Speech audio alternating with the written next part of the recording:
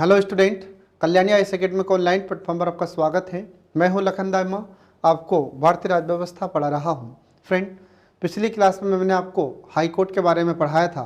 उसका जो बचा हुआ पार्ट है वह आज मैं आपको पूरा पढ़ाने वाला हूँ। तो चलिए इसको शुरू करते हैं। फ्रेंड, इसका हाई कोर्ट का जो बचा हुआ पार्ट है, तो अगला टॉपिक इसमें आ जाता है कि कार्यकारी मुख्य न्यायाधीश की नियुक्ति। इसका मतलब क्या होता है कि जब किसी भी स्टेट हाई कोर्ट में, किसी भी राज्य के उच्च न्यायालय में जो मुख्य न्यायाधीश होता है, तो किसी कारण से उसने इस्तीफा दे दिया हो या उसे पद से जो महाभियोग जैसी प्रक्रिया होती है उसके द्वारा हटा दिया जाता है, तो इन परिस्थितियों में फिर क्या होगा, तो एक कार्यकारी मुख्य न्यायाधीश की नियुक्ति का प्रावधान भारतीय संविधान के अनुच्छेद 223 में किया गया है। ठीक है, तो किसी भी जो हाई कोर्ट में हम देखते हैं, तो हाई कोर्ट में जो भी वरिष्ठतम न्यायाधीश होगा उसको मुख्य न्यायाधीश के रूप में हमारे राष्ट्रपति नियुक्त करते हैं। लेकिन इसके लिए जो कॉलेजियम सिस्टम होता है उसकी रिकमेंडेशन पर ही राज्य के हाई कोर्ट के मुख्य न्यायाधीश को हमारे राष्ट्रपति नियुक्त करते हैं। तो किन परिस्थितियों में मुख्य कार्यकारी न्यायाधीश को या जो भी कार्यकारी मुख्य न्यायाधीश होता है उसको हमारे राष्ट्रपति नियुक्त करते हैं, तो इसके लिए कुछ परिस्थितियां हैं। तो देखिए, इसमें पहली परिस्थिति होती है कि जो chief justice of state high court होता है, राज्य के उच्च न्यायालय का जब मुख्य न्यायाधीश होता है, जब उसने अपना पद छोड़ दिया हो या इस्तीफा दे दिया हो, तो जब वह इस्तीफा देगा तो उसका पद क्या हो जाएगा, खाली हो जाएगा, उसका पद रिक्त हो जाता है। तो ऐसी परिस्थिति में एक कार्यकारी मुख्य न्यायाधीश की नियुक्ति राष्ट्रपति के द्वारा की जाती है।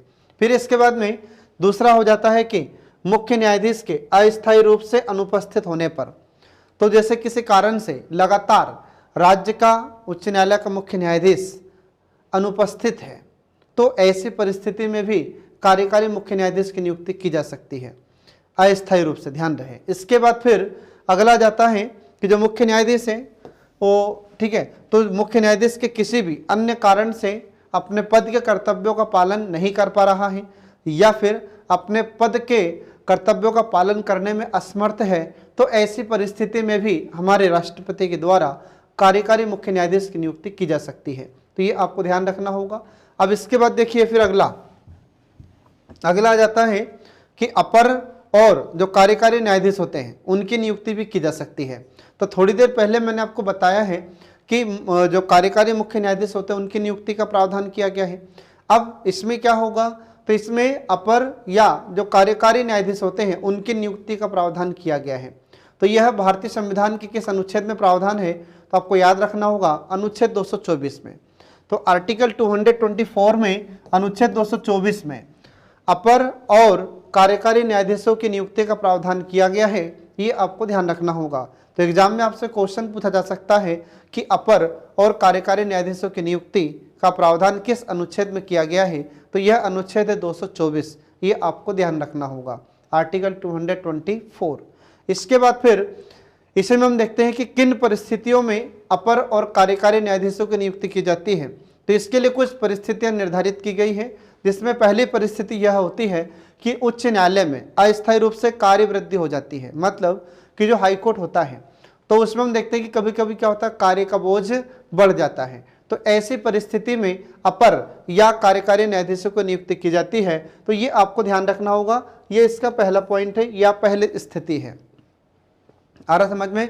तो जब उच्च न्यायालय में, जब हाई कोर्ट में जब कार्य में वृद्धि हो जाती है, काम बहुत ज़्यादा बढ़ जाता है, काम का बोझ हो जाता है, तो ऐसी स्थिति में अपर या कार्यकारी न्यायाधीशों की नियुक्ति की जा सकती है। इसके बाद फिर अगला जाता है कि जो हाई कोर्ट होता है, तो हाई कोर्ट में इतना ज़्यादा काम बचा हो जो कि उस समय हाई कोर्ट के जो न्यायाधीश हैं, ठीक है, उनकी जो संख्या है उसके मुकाबले कहीं ज़्यादा, ठीक है, उनके मुकाबले कहीं ज़्यादा न्यायाधीशों की, जो न्यायाधीशों की संख्या है उनके मुकाबले कहीं ज़्यादा काम का बोझ बढ़ गया है। तो ऐसी स्थिति में फिर क्या होगा, तो ऐसी स्थिति में यहाँ पर जो अपर और कार्यकारी न्यायाधीश है इनकी नियुक्ति राष्ट्रपति के द्वारा ही की जाती है। तो आपको ध्यान रखना होगा। इसके बाद फिर अगला जाता है कि राष्ट्रपति को यह पता हो जाए या राष्ट्रपति को ज्ञात हो जाए कि न्यायाधीशों की संख्या बढ़ाई जानी चाहिए, क्योंकि वहाँ पर जो न्यायाधीश काम कर रहे हैं उनके द्वारा कार्य नहीं संभाला जा रहा है। मतलब काम तो कर रहे हैं लेकिन जो केस है उनका निपटारा जल्दी जल्दी नहीं कर पा रहे हैं। तो ऐसे स्थिति में न्यायाधीशों की संख्या बढ़ाई जाती है। तो ये आपको ध्यान रखना होगा फ्रेंड। इसके बाद फिर अगला आ जाता है कि ऐसी नियुक्तियां जो अधिकतम 2 वर्षों के लिए हो सकती है। तो आपको ध्यान रखना होगा कि जब भी कोई अपर न्यायाधीश या कार्यकारी न्यायाधीशों की नियुक्ति की जाती है तो कितने वर्षों के लिए की जाती है, तो मात्र 2 वर्षों के लिए, 2 ईयर के लिए इनका अपॉइंटमेंट होता है। ये आपको ध्यान रखना होगा। लेकिन किसी भी स्थिति में 62 ईयर 62 वर्ष से ज़्यादा इनकी उम्र नहीं होना चाहिए। ठीक है, तो ये आपको ध्यान रखना होगा फ्रेंड। इसके बाद फिर आगे देखिए, इसमें सेवानिवृत्त न्यायाधीशों की नियुक्ति, मतलब जो रिटायर हो चुके हैं उनको भी अपॉइंट किया जा सकता है, उनकी भी नियुक्ति की जा सकती है। तो ये किस आर्टिकल में सब प्रावधान है, तो इसमें आपको ध्यान रखना होगा आर्टिकल 224 का पार्ट ए। तो अनुच्छेद 224 के खंड ए में ऐसा लिखा हुआ है कि जो भी न्यायाधीश रिटायर हो चुका है तो उस न्यायाधीश को फिर से कार्य करने के लिए उच्च न्यायालय में अपॉइंट किया जा सकता है, उससे अनुरोध किया जा सकता है। ठीक है, तो ये आपको ध्यान रखना होगा। इस संबंध में कुछ बातों को ध्यान रखना बहुत जरूरी होता है। कौन कौन से वो पॉइंट है जो आपको याद रखना होगा, तो पहला पॉइंट ये हो जाता है कि जो सेवानिवृत्त न्यायाधीश है, जो रिटायरमेंट जज है, उसकी सहमति होना जरूरी है।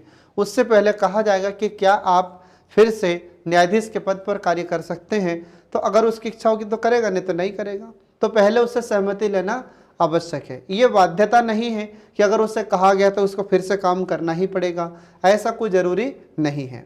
तो जो सेवानिवृत्त न्यायाधीश है, रिटायर जज है, उसकी सहमति पहले लेनी होगी कि क्या वह फिर से काम करना चाहता है। इसके बाद फिर अगला आ जाता है कि इसमें वही वेतन और भत्ते प्राप्त होंगे जो हमारे राष्ट्रपति के द्वारा आदेश दिया जाएगा।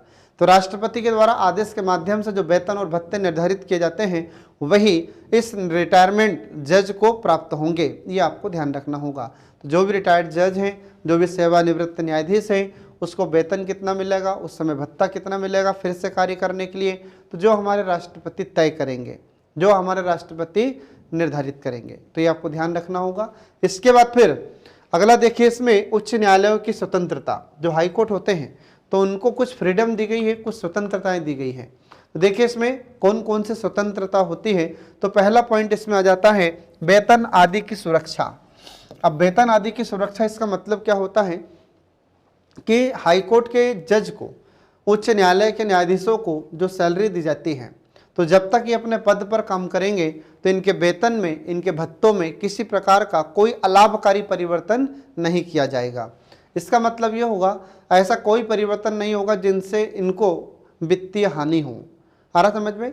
तो इनके वेतन में, इनके भत्तों में कोई भी अलाभकारी परिवर्तन नहीं किया जा सकता जब तक कि हमारी संसद किसी भी अधिनियम को पारित करके बदलाव न करे, तब तक इसमें कोई परिवर्तन नहीं हो सकता। लेकिन एक बात आपको याद रखनी होगी कि जब हमारे भारत में वित्तीय आपातकाल की उद्घोषणा हमारे भारत के राष्ट्रपति करते हैं अनुच्छेद 360 के तहत, ठीक है, तो अनुच्छेद 360 के तहत जब हमारे भारत के राष्ट्रपति वित्तीय आपातकाल की उद्घोषणा करते हैं तो उस समय हाईकोर्ट के न्यायाधीश हो या मुख्य न्यायाधीश हो, इनके वेतन में कटौती की जाती है। ये वित्तीय आपातकाल की स्थिति की बातें होती है, बाकी सामान्य परिस्थिति में इनके वेतन में, भत्तों में कोई कटौती नहीं की जाती। ये आपको ध्यान रखना होगा फ्रेंड। इसके बाद फिर अगला जाता है न्यायाधीशों की नियुक्ति। तो न्यायाधीशों की नियुक्ति या अपॉइंटमेंट ऑफ जज, इसका मतलब क्या होता है? इसका मतलब ये होता है कि न्यायाधीशों की नियुक्ति हमारे भारत के राष्ट्रपति के द्वारा कॉलेजियम सिस्टम की रिकमेंडेशन पर की जाती है। ठीक है, अब राष्ट्रपति हमारे उच्च न्यायालय के न्यायाधीशों को नियुक्त तो कर लेते हैं, लेकिन राष्ट्रपति डायरेक्ट एक आदेश के माध्यम से उन्हें हटा नहीं सकते। राष्ट्रपति को नियुक्त करने का अधिकार है, लेकिन राष्ट्रपति को डायरेक्ट हटाने का अधिकार नहीं है। इनको हटाने का क्राइटेरिया क्या है? तो इनको हटाने क्राइटेरिया वही है जो हमारे सुप्रीम कोर्ट के न्यायाधीशों को हटाने के लिए होता है। और सुप्रीम कोर्ट के न्यायाधीशों को किस प्रकार से हटाया जाता है? तो जो हमारे सुप्रीम कोर्ट के न्यायाधीश होते हैं उनको सदन में, लोकसभा में और राज्यसभा में, दोनों ही सदन में 2/3 बहुमत से जब प्रस्ताव पास होता है, पारित होता है, तब जाकर ही इन्हें हटाया जा सकता, अन्यथा नहीं हटाया जा सकता। ठीक है, तो कुल मिलाकर हम एक लाइन में अगर कहें तो इनको हटाने की प्रक्रिया कैसी है? तो इनको हटाने की प्रक्रिया महाभियोग जैसी प्रक्रिया को अपनाया जाता है इनको हटाने के लिए। बाकी ऐसे कोई भी इनको नहीं हटा सकता। हमारे राष्ट्रपति अपॉइंट जरूर करते हैं, परंतु हमारे राष्ट्रपति भी इन्हें डायरेक्ट नहीं हटा सकते। ठीक है, तो ये न्यायाधीशों की नियुक्ति से संबंधित प्रावधान है और उच्च न्यायालय के न्यायाधीशों को यह स्वतंत्रता दी गई है। तो ऐसा प्रावधान हमारे संविधान में इसलिए किया गया है ताकि जो हमारे न्यायाधीश हैं ये स्वतंत्र और निष्पक्ष होकर अपना डिसीजन दे सके। इसके बाद फिर अगला आ जाता है कार्यकाल की सुरक्षा।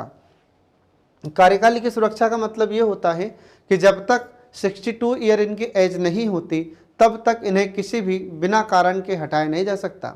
इनको हटाने का आधार क्या है? तो सिद्ध कदाचार और असमर्थता या फिर संविधान का उल्लंघन करे, तो इन आधारों पर इन्हें हटाया जा सकता है। बाकी सामान्य परिस्थितियों में इन्हें नहीं हटाया जा सकता। और इनको हटाने की प्रक्रिया क्या होगी? तो महाभियोग जैसी प्रक्रिया को अपनाया जाता है। लोकसभा और राज्यसभा में दोनों ही सदन में जब इनके खिलाफ 2/3 बहुमत से प्रस्ताव पारित होता है तब ही इन्हें हटाया जा सकता है, अन्यथा नहीं। तो इनको इनके कार्यकाल की सुरक्षा प्रदान की गई है ताकि ये निष्पक्ष और स्वतंत्र होकर अपने कार्य को अंजाम दे सके।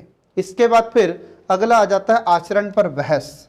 अब इसका मतलब ये होता है कि जब हमारे हाईकोर्ट के न्यायाधीश काम करते हैं तो इनके द्वारा जो भी कार्य किया जाता है तो इनके द्वारा किए गए कार्यों का वर्णन या इनके द्वारा किए गए कार्यों की चर्चा सदन में नहीं की जा सकती।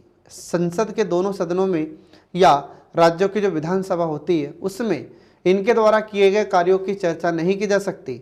ये होता है आचरण पर बहस नहीं की जा सकती। आ रहा समझ में? मतलब हाईकोर्ट के जो न्यायाधीश होते हैं उनके द्वारा जो भी कार्य किया जाता है उनके द्वारा किए गए कार्यों पर सदन में बहस नहीं की जा सकती। ये इसमें प्रावधान किया गया है। ये उच्च न्यायालयों की स्वतंत्रता के संबंध में प्रावधान है। इसके बाद फिर अगला आ जाता है कार्यपालिका के हस्तक्षेप पर, कार्यपालिका के हस्तक्षेप से स्वतंत्रता। अब यहाँ पर आपको यह जानना होगा कि इस कार्यपालिका शब्द का अर्थ होता क्या है। वैसे तो मैं आपको शुरू में बता चुका हूँ कि कार्यपालिका का अर्थ क्या है। ठीक है, तो यहाँ पर हम देखते हैं कि जो कार्यपालिका शब्द है इसका मतलब होता है कि हमारे मुख्यमंत्री और उनकी मंत्रिपरिषद, मतलब सरल शब्दों में हम सरकार कहते हैं। तो सरकार के द्वारा जो भी कार्य किया जाएगा, ठीक है, वो सरकार अपना काम कर रही है, उसमें हमारे न्यायालय हमेशा हस्तक्षेप नहीं करते। फिर अगर हमारे उच्च न्यायालय काम कर रहे हैं तो उच्च न्यायालय के कार्यों में सरकार हस्तक्षेप नहीं कर सकती। आ रहा समझ में? इसलिए हमारे उच्च न्यायालय बिल्कुल स्वतंत्र होकर कार्य करते हैं, बिल्कुल फ्री होकर काम करते हैं। आ रहा समझ में? तो कार्यपालिका अपना काम करती है, न्यायपालिका अपना काम करती है। दोनों एक दूसरे के काम में इंटरफियर नहीं करते, हस्तक्षेप नहीं करते। लेकिन अब हमारी न्यायपालिका भी सरकार के कार्यों में हस्तक्षेप करने लगी है अगर सरकार कोई गलत कदम उठाती है तब। इसी को हम न्यायिक सक्रियता कहते हैं। ठीक है, तो ये आपको ध्यान रखना होगा। इसके बाद फिर अगला पॉइंट आता है अनुच्छेद 220। तो आर्टिकल 220 में क्या लिखा है?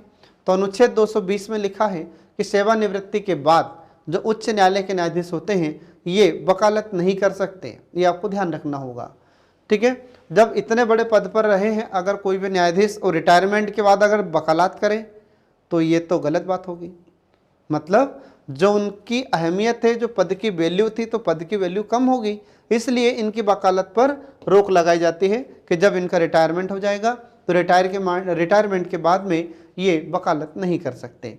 इसके बाद फिर अगला आर्टिकल इसमें आता है अनुच्छेद 229, आर्टिकल 229। इसमें यह लिखा हुआ है कि जो हाईकोर्ट होते हैं तो हाईकोर्ट के चीफ जस्टिस को, उच्च न्यायालय के मुख्य न्यायाधीश को यह अधिकार प्राप्त होता है कि वह न्यायालय के जो भी अधिकारी होते हैं और जो सेवक होते हैं उनकी नियुक्ति कर सकते हैं। आ रहा समझ में? इसका मतलब ये हुआ कि हाईकोर्ट अपने कर्मचारियों की भर्ती खुद करते हैं। इसलिए आपने देखा होगा कि हाईकोर्ट से वैकेंसी निकलती है टाइपिस्ट की, इसके बाद में लिपिक की। ठीक है, तो इस प्रकार से देखते हैं कि हाईकोर्ट के जो भी कर्मचारी होते हैं, काम करने वाले सेवक होते हैं, अधिकारी होते हैं, इनकी नियुक्ति ये खुद करते हैं। इसके लिए स्वतंत्र होते हैं ये। इसमें हमारी सरकार कोई इंटरफियर या हस्तक्षेप नहीं करती। ये आपको ध्यान रखना होगा फ्रेंड। इसके बाद फिर इनका कब प्रमोशन करना है, इनका कब कहाँ ट्रांसफ़र करना है, मतलब न्यायालयों में, तो ये इनके पास अधिकार होता है उच्च न्यायालय के न्यायाधीश को, मतलब मुख्य न्यायाधीश को। इसके बाद फिर अगला जाता है कि जो हमारा उच्च न्यायालय होता है इसके क्षेत्राधिकार या इसकी शक्तियाँ कौन कौन सी हैं। तो देखिए इसमें हाईकोर्ट के कुछ राइट या इसके पावर। तो राज्यों के जो उच्च न्यायालय होते हैं तो इनकी कुछ शक्तियां हैं, जिसमें पहली शक्ति है आरंभिक शक्ति, या इसी को मूल शक्ति या मूल क्षेत्राधिकार कहते हैं। इसके बाद फिर दूसरा होता है रिट संबंधी अधिकार या रिट संबंधी शक्तियां। तो इसमें हमारे हाईकोर्ट को 5 प्रकार की रिट जारी करने का अधिकार दिया गया है, जो मैं आपको आगे बता रहा हूं। इसके बाद फिर तीसरा होता है अपीली अधिकार। अब अपीली अधिकार, इसमें 2 प्रकार की अपील हमारा हाईकोर्ट सुनता है, एक दीवानी अपील सुनता है और एक फौजदारी अपील सुनता है। इसके बाद फिर अगला आ जाता है अभिलेख न्यायालय होता है हमारा हाईकोर्ट। इसका मतलब ये हो जाता है कि हमारा हाईकोर्ट जब भी कोई डिसीजन देता है, जो भी निर्णय देता है, वह लिखित में देता है। ऐसे मौखिक कोई भी निर्णय हमारा हाईकोर्ट नहीं देता। इसके बाद फिर अगला आ जाता है अधीक्षण संबंधी शक्तियाँ।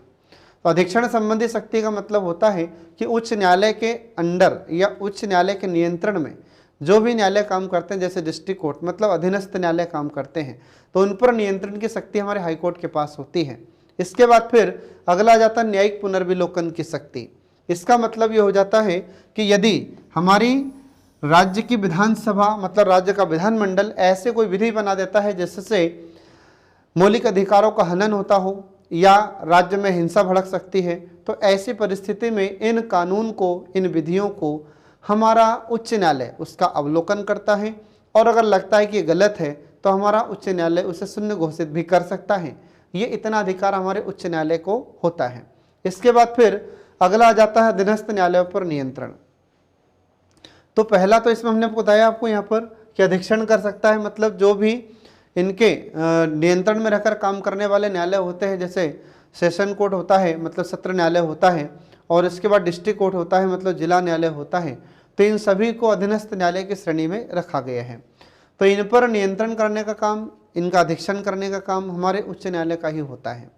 तो समय समय पर इन्हें गाइड करना मतलब मार्गदर्शन देना, समय समय पर इनका नियंत्रण करना, ठीक है, ये सारे काम हमारा उच्च न्यायालय करता है। तो ये सब इसकी उच्च न्यायालय की शक्ति होती है या इसके क्षेत्राधिकार होते हैं। अब इसमें सबको एक एक सम समझते हैं। तो देखिए यहाँ पर पहला हो जाता है आरंभिक शक्ति। तो आरंभिक शक्ति या इसे को हम मूल क्षेत्राधिकार के नाम से भी जानते हैं।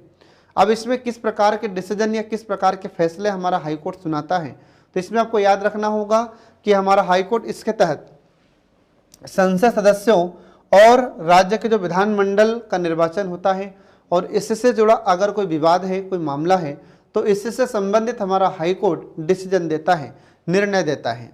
ये आपको ध्यान रखना होगा। तो कई बार क्या होता है, जैसे संसद का चुनाव हुआ मतलब लोकसभा का चुनाव हुआ और इसको लेकर कोई विवाद होता है, ऐसे राज्यों के विधानसभा का चुनाव होता है, तो विधानसभा का जो चुनाव होगा तो इसमें किसी बात को लेकर, किसी मुद्दे को लेकर विवाद होता है। तो ऐसी परिस्थिति में इन विवादों का निपटारा कौन करेगा, तो हमारा राज्य का हाईकोर्ट करता है। ये आपको ध्यान रखना होगा। इसके बाद फिर अगला इसमें हो जाता है, तो अगला पॉइंट इसमें आता है कि नागरिकों के अगर मूल अधिकारों से संबंधित कोई मामला है, नागरिकों के मूल अधिकारों के परिवर्तन मतलब नागरिकों के मूल अधिकारों से जुड़ा कोई मामला हो, तो ऐसी स्थिति में भी हमारा हाईकोर्ट उस पर डिसीजन देता है, फैसला सुनाता है। ये आपको ध्यान रखना होगा। इसके बाद फिर अगला आ जाता है कि राजस्व तथा विधि से जुड़ा कोई मामला हो, तो अगर रेवेन्यू या राजस्व से संबंधित या कोई कानून संबंधी मामला हो, तो ऐसे मामलों पर भी हमारा हाईकोर्ट सुनवाई करता है और उसका फैसला सुनाता है। और हाईकोर्ट जो भी फैसला सुनाता है वह राज्य के स्तर पर सर्वमान्य होता है, और अगर इसके खिलाफ आप अपील करना चाहते हैं तो सुप्रीम कोर्ट में अपील कर सकते हैं। इसके बाद फिर अगला जाता है रीट क्षेत्राधिकार। अब रीट क्षेत्राधिकार का मतलब हो जाता है कि हमारा हाईकोर्ट भी रिट जारी कर सकता है। हमारे हाईकोर्ट को भी 5 प्रकार के रिट जारी करने का अधिकार प्रदान किया गया है, और यह संविधान के किस अनुच्छेद में लिखा हुआ है, तो आपको ध्यान रखना होगा आर्टिकल 226 के अकॉर्डिंग, अनुच्छेद 226 के तहत हमारा हाईकोर्ट 5 प्रकार की रिट जारी कर सकता है। तो 5 प्रकार की रिट कौन कौन सी है ये देखिए इसमें। तो देखिए इसमें पहली रिट होती है बंदी प्रत्यक्षीकरण। तो ये मैं पहले आपको सुप्रीम कोर्ट में पढ़ाया था, उस समय बता चुका हूँ, लेकिन फिर भी एक बार और समझ लीजिए। तो यहाँ पर पहली रिट होती है बंदी प्रत्यक्षीकरण। इसी को हम हैबियस कार्पस कहते हैं। इसमें क्या होता है कि जब पुलिस किसी भी व्यक्ति को गिरफ्तार करती है और 24 घंटे के अंदर दंडाधिकारी के समक्ष प्रस्तुत नहीं करती, तो ऐसी परिस्थिति में क्या होगा कि जिस व्यक्ति को पुलिस ने गिरफ्तार किया है और 24 घंटे के अंदर दंडाधिकारी के समक्ष प्रस्तुत नहीं किया है, और ऐसी परिस्थिति में जिसे बंदी बनाया गया है उसका कोई भी परिजन या उसका भाई बंधु जो भी है, अगर हमारे हाई कोर्ट से या हाई कोर्ट के पास याचिका दर्ज कराता है, तो हमारा हाई कोर्ट पुलिस को कहता है कि आपने जिस व्यक्ति को बंदी बनाया है, जिस व्यक्ति को बंदी बनाया है, आप उसको प्रत्यक्ष रूप से मतलब सशरीर हमारे पास उपस्थित कीजिए। ये कहता हाई कोर्ट। किससे कहेगा? तो जो पुलिस वाले होते हैं या जो पुलिस होते हैं उनसे कहता है हमारा हाई कोर्ट। आ रहा समझ में? अगर 24 घंटे के अंदर उसे यहाँ पर दंडाधिकारी के समक्ष प्रस्तुत नहीं किया गया, जिसका मतलब ये है कि जिसे आपने बंदी बनाया है उसके मौलिक अधिकारों का उल्लंघन किया जा रहा है, तो उसी के मौलिक अधिकारों की रक्षा करने के लिए हमारा हाई कोर्ट ये बंदी प्रत्यक्षीकरण रिट जारी करता है। ये आपको ध्यान रखना होगा। इसके बाद फिर दूसरी रिट होती है परमादेश, मतलब हम आदेश देते हैं। तो कौन किसको आदेश देगा? तो जो हमारा हाई कोर्ट होता है, उच्च न्यायालय होता है, यह अधिकारियों को या जो मंत्री होते हैं उन्हें आदेश देता है। तो हाई कोर्ट किस प्रकार के आदेश देगा? तो जब कोई भी पदाधिकारी अपने पद पर रहते हुए ठीक से काम न करे, तो ऐसी परिस्थिति में हमारा हाई कोर्ट उस पदाधिकारी को आदेश देता है कि आपको जिस कार्य के लिए अपॉइंट किया गया है, नियुक्त किया गया है, आप अपना काम ठीक तरीके से कीजिए।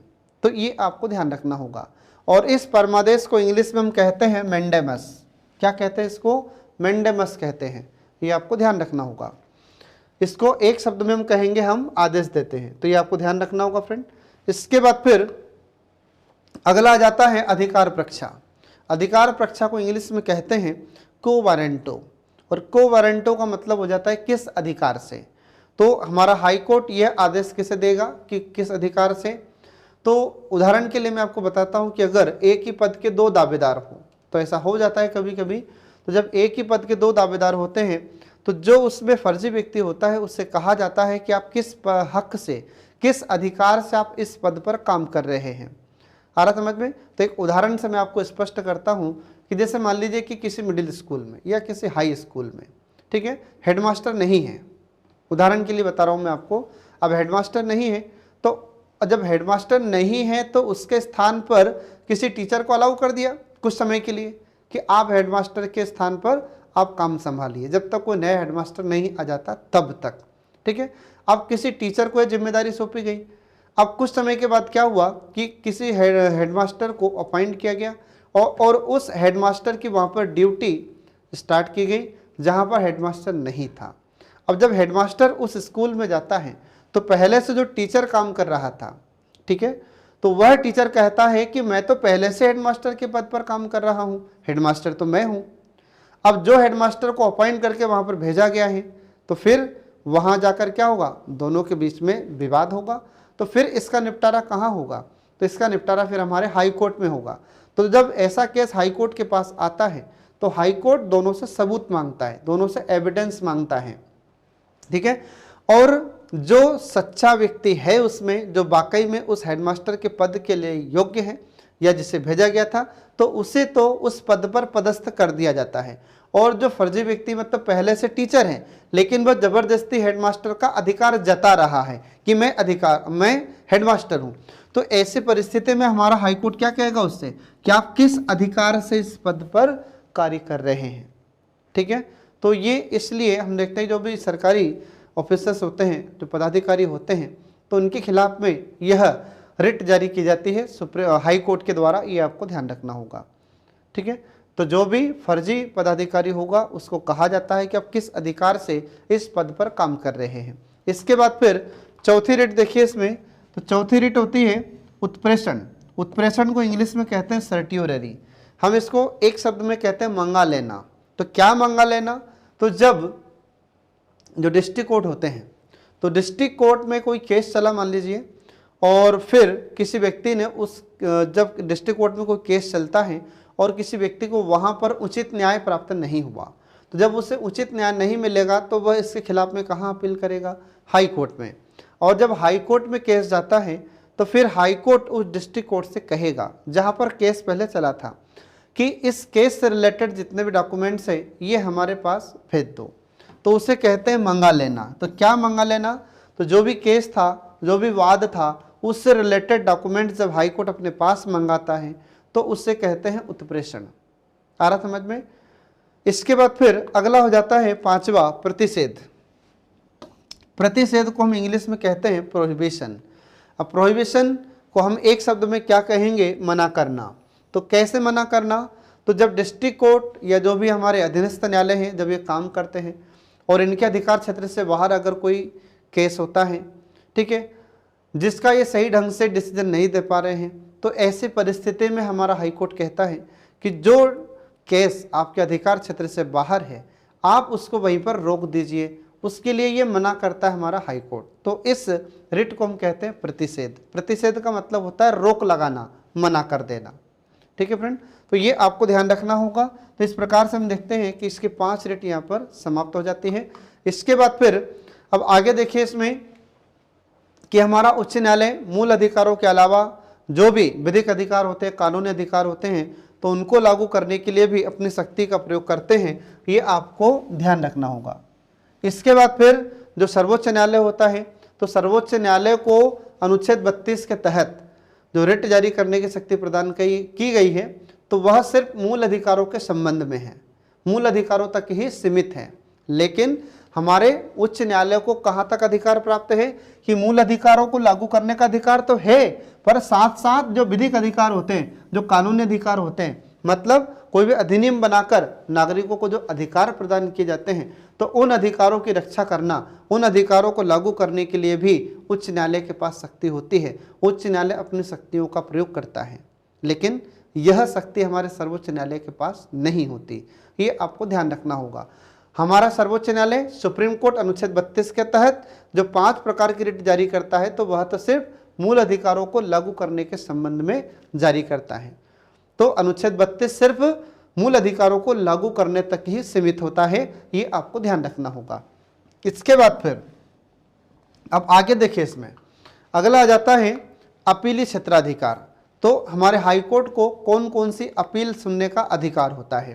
तो देखिए यहाँ पर पहली अपील होती है दीवानी मामले। दीवानी मामलों को इंग्लिश में हम कहते हैं सिविल केस। इसको क्या कहा जाएगा? इसको कहा जाता है सिविल केसेस। और दूसरा हो जाता है आपराधिक मामले। इसको हम क्या कहते हैं? तो इसको हम कहते हैं क्रिमिनल केस। ठीक है, तो 2 प्रकार के मामलों की अपील सुनता है हमारा हाई कोर्ट। तो इसमें क्या होता है दीवानी मामलों में? तो दीवानी मामलों का मैं पहले भी आपको बता चुका हूँ कि सीधी सी बात है कि ज़मीन, दुकान, मकान या जो भी संपत्ति है, अगर इसका कोई मामला है, इसका कोई केस है, तो ये हमारा हाई कोर्ट इसको सुनता है। ये आपको ध्यान रखना होगा। आ रहा समझ में? तो ये किन परिस्थितियों में हमारा हाई कोर्ट सुनेगा? तो जब पहले कोई केस अगर डिस्ट्रिक्ट कोर्ट में चल रहा है, ठीक है, किसी ज़मीन को लेकर, मकान को लेकर, दुकान को लेकर, संपत्ति को लेकर अगर कोई विवाद चल रहा है डिस्ट्रिक्ट कोर्ट में, तो फिर जब वहाँ उचित न्याय व्यक्ति को नहीं मिलता है, सही जस्टिस रिसीव नहीं होता है, तो ऐसी कंडीशन में हाई कोर्ट इस अपील को सुनता है। ठीक है, ऐसे जो आपराधिक मामले होते हैं, तो आपराधिक मामले मतलब क्रिमिनल, तो क्रिमिनल केस मीन्स क्या हो जाता है? तो जैसे मारपीट, खून खराबा, हत्या, इस प्रकार के जो केस होते हैं, तो इस प्रकार के केस को जब हमारा हाई कोर्ट सुनता है, मतलब पहले डिस्ट्रिक्ट कोर्ट में चलेगा, और डिस्ट्रिक्ट कोर्ट में जब किसी व्यक्ति को सही न्याय नहीं मिलता है, तो वह कहाँ जाता है? फिर इधर हाई कोर्ट में जाता है। तो हाई कोर्ट में फिर जब ये मामला पहुंचता है, तो हाई कोर्ट इसकी सुनवाई करता है। तो जब आपको डिस्ट्रिक्ट कोर्ट में सही जस्टिस रिसीव नहीं होता है, सही न्याय नहीं मिलता है, तब आप हाई कोर्ट में अपील कर सकते हैं। और अगर हाई कोर्ट में भी आपको सही न्याय नहीं मिला, तो आप सुप्रीम कोर्ट में अपील कर सकते हैं। और अगर सुप्रीम कोर्ट में फिर जो भी डिसीजन हो, ठीक है, सुप्रीम कोर्ट में जो भी डिसीजन हो, सुप्रीम कोर्ट जो भी डिसीजन देगा वह आपको मानना होगा। एक मामले में और आप अपील कर सकते हैं सुप्रीम कोर्ट के बाद भी, वह है मृत्युदंड, फांसी। ठीक है, फांसी के मामले में आप राष्ट्रपति के पास समाधान के लिए जा सकते हैं। ठीक है, बस एक ही मामले में आपको सर्वोच्च न्यायालय के बाद भी अपील का अधिकार मिलता है। ये आपको ध्यान रखना होगा फ्रेंड। अब इसके बाद देखते हैं इसमें सबसे पहले दीवानी मामलों को। तो जो दीवानी मामले होते हैं, तो इसमें हम देखते हैं कि यदि कोई मामला जिला न्यायालय में चल रहा है या अधीनस्थ न्यायालय में चल रहा है, और उसकी विषय वस्तु क्या है? तो उसमें कोई भी मूल या संबद्ध अधिनियम में जो भी राशि से अधिक है, तो उसकी अपील हमारा उच्च न्यायालय सीधा सुन लेता है या उच्च न्यायालय में उसकी अपील की जा सकती है।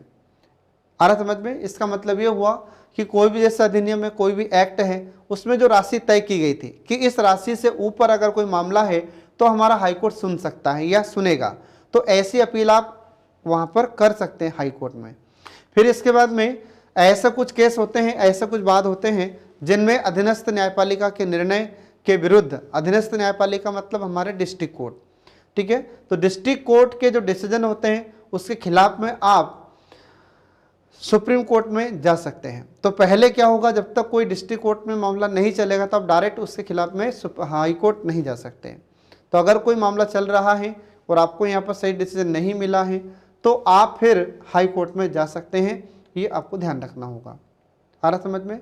फिर इसके बाद में इसमें कुछ आर्टिकल से जो आपको ध्यान रखना होगा, आर्टिकल 323 अनुच्छेद 323 का खंड क और अनुच्छेद 323 का खंड ख, ठीक है।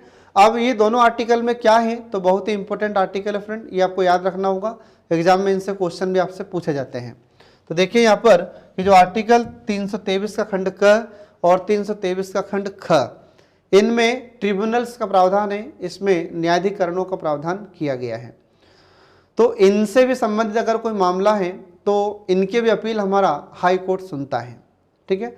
तो इसमें है क्या, तो देखिए इसमें तो पहला इसमें अपन देखते हैं कि यहाँ पर जो अनुच्छेद 323 का खंड क है इसमें किसका प्रावधान किया गया है, तो आपको याद रखना होगा कि 323, ठीक है, आर्टिकल 323 का पार्ट ए, इसमें किसका प्रोविज़न है, तो इसमें केट का प्रोविज़न है। किसका? केट का। और केट का फुल फॉर्म क्या होता है? Central administrative tribunal. आ रहा समझ में? केंद्रीय प्रशासनिक न्यायाधिकरण या अधिकरण, इसका प्रावधान इसमें किया गया है। और ये क्या करता है, तो जो भी केंद्रीय अधिकारी होते हैं उनकी समस्याओं को सुनता है और उसका सही निर्णय देता है, ये केट। ऐसे ही अनुच्छेद 323 का खंड ख, अगला आर्टिकल है अनुच्छेद 323 का खंड बी, ठीक है।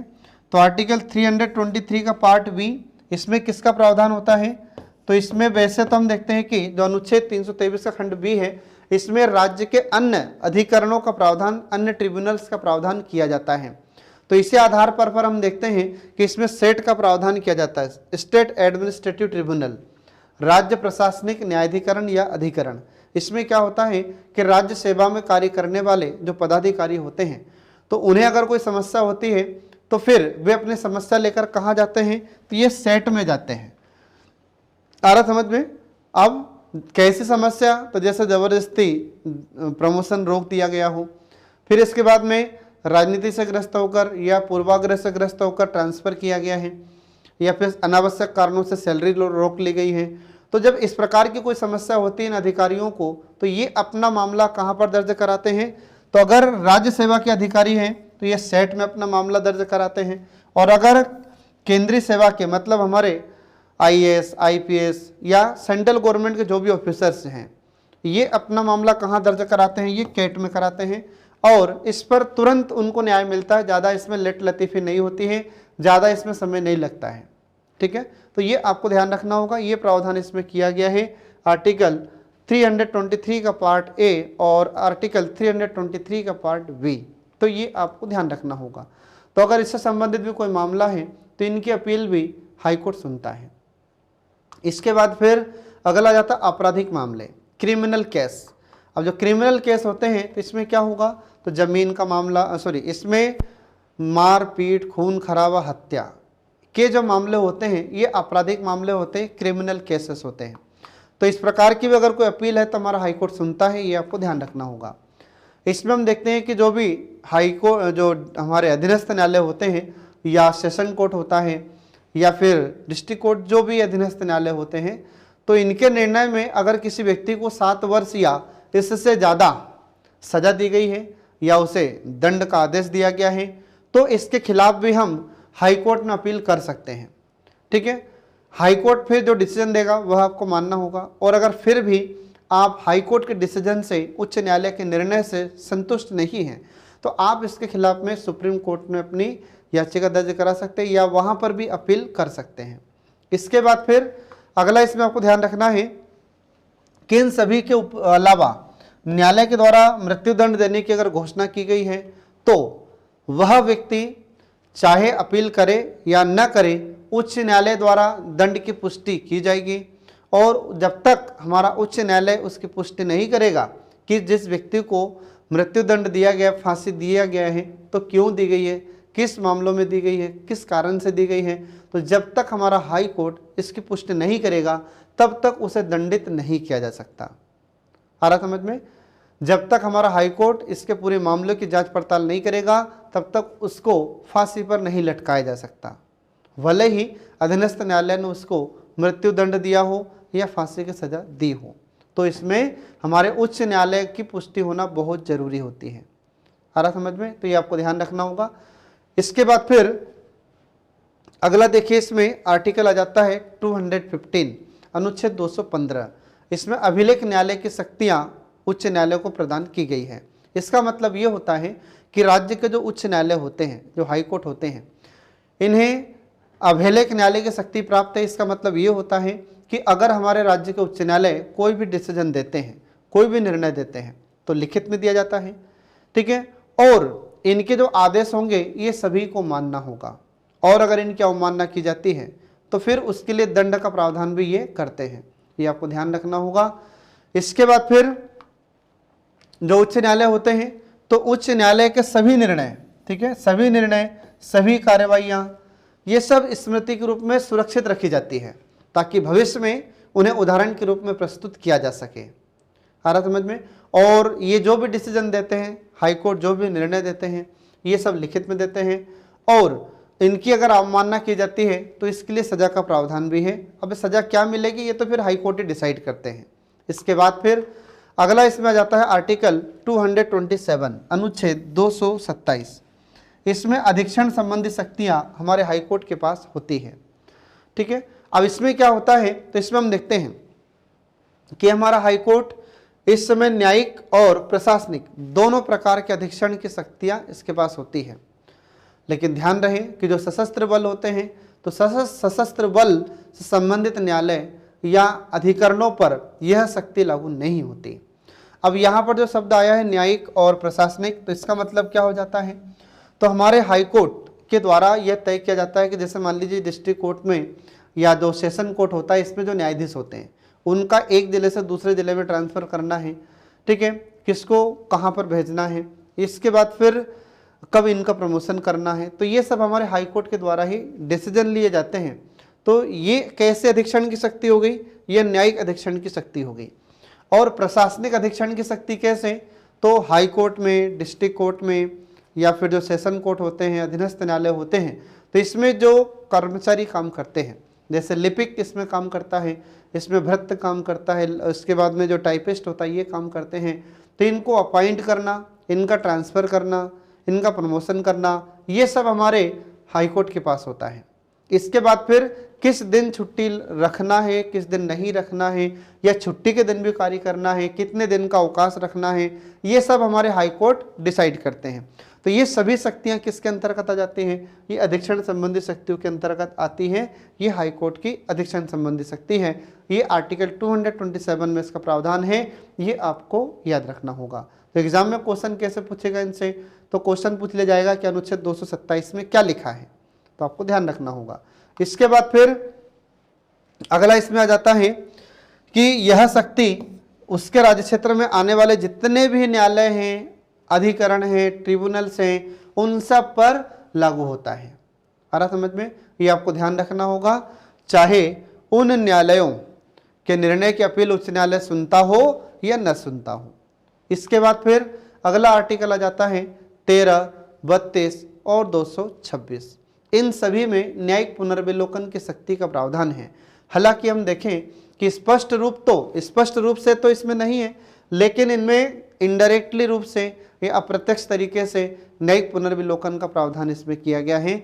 और यह शक्ति हमारे सुप्रीम कोर्ट को भी प्राप्त है न्यायिक पुनर्विलोकन की, और राज्य के हाई कोर्ट को भी प्राप्त है, ठीक है। न्यायिक पुनर्विलोकन है क्या, तो जब हमारी संसद के द्वारा, मतलब हमारे विधानमंडल के द्वारा या हमारी संसद के द्वारा ऐसी कोई विधि बनाई जाती है, ऐसा कोई कानून बनाया जाता है जिससे भारतीय नागरिकों के मौलिक अधिकारों का हनन होता हो, या फिर भारत में या राज्य के किसी क्षेत्र में हिंसा भड़कने की संभावना हो, तो ऐसी विधियों का अवलोकन करेगा हमारा हाईकोर्ट।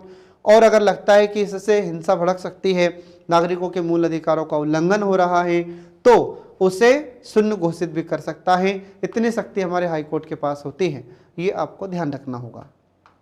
इसके बाद में अगर ऐसी कोई विधि हो या ऐसा कोई कानून बना दिया गया है जो हमारे भारतीय संविधान के मूल ढांचे को प्रभावित करता हो, या मूल ढांचे के खिलाफ हो, या अन्य संवैधानिक उपबंधों के खिलाफ हो, या हमारे संविधान के खिलाफ हो, तो भी हमारा हाईकोर्ट उसे शून्य घोषित कर सकता है। इतना पावर हाईकोर्ट के पास होता है, ये आपको ध्यान रखना होगा। इसके बाद फिर आगे आता है कि अगर कोई विधि मतलब कोई कानून पारित करने वाली संस्था, मतलब हमारी संसद या हमारे राज्य का विधानमंडल, ऐसा कोई आदेश जारी करे तो प्राधिकारी ने अपने अधिकार से बाहर कार्य किया हो, मतलब ये कोई ऐसी विधि बनाई गई है, कोई ऐसा कानून पारित कर दिया गया हो और उस कानून से बाहर, उस विधि से बाहर जाकर किसी अधिकारी ने कार्य किया हो, ठीक है, तो ऐसी परिस्थिति में भी उसका अवलोकन किया जाएगा हमारे हाईकोर्ट के द्वारा। और अगर हमारे हाईकोर्ट को लगता है कि जो विधि है, जो कानून बनाया है वह सही नहीं है, तो हमारा हाईकोर्ट उसे भी कैंसिल कर सकता है, रद्द कर सकता है। इतना अधिकार हमारे हाईकोर्ट के पास होता है। इसके बाद फिर अगला आर्टिकल आ जाता है 235, अधीनस्थ न्यायालयों पर नियंत्रण की शक्ति। तो जितने भी अधीनस्थ न्यायालय होते हैं उन सभी का नियंत्रण करने की शक्ति हमारे हाईकोर्ट के पास होती है, ये आपको ध्यान रखना होगा। अब अधीनस्थ न्यायालय हम किसे कहेंगे, तो हम देखते हैं कि हाईकोर्ट के बाद में जो भी न्यायालय आते हैं, जैसे जिला न्यायालय, तो जिला न्यायालय, सत्र न्यायालय या सेशन कोर्ट जिसे हम कहते हैं, ये सभी किसके अंतर्गत आते हैं, तो ये सभी अधीनस्थ न्यायालय या सबऑर्डिनेट कोर्ट के अंतर्गत आते हैं। क्योंकि ये किसके नियंत्रण में रहकर कार्य करते हैं, तो ये हमारे राज्य के हाईकोर्ट के नियंत्रण में रहकर काम करते हैं, ठीक है, इसलिए इन्हें अधीनस्थ न्यायालय कहा जाता है।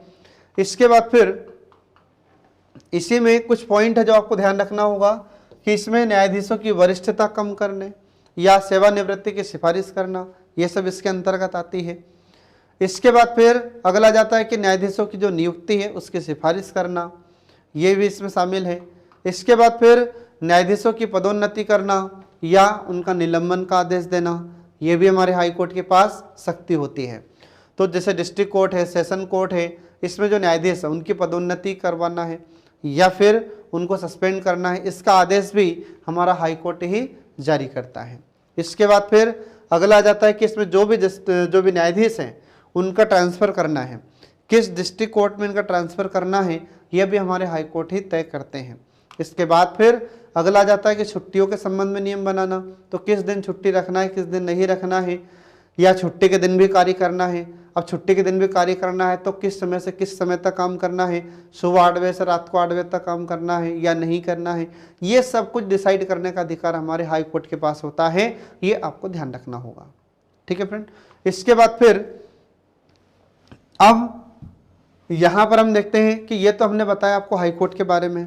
अब मध्य प्रदेश के हाई कोर्ट की स्थापना कब हुई, इसकी शक्तियाँ क्या है, ये हम आपको नेक्स्ट क्लास पे बताएंगे। इसके बाद में लोक अदालत क्या है, PIL क्या है, इसके अलावा और न्यायपालिका से संबंधित जुड़े हुए और भी टॉपिक है, ये मैं आपको नेक्स्ट क्लास में पूरा पढ़ाऊंगा। तब तक के लिए पढ़ते रहिए, देखते रहिए कल्याणी IAS एकेडमी के सभी वीडियोस जो आपको प्रतियोगी परीक्षाओं में सफलता दिलाने में महत्वपूर्ण भूमिका निभाते हैं। Thanks for watching.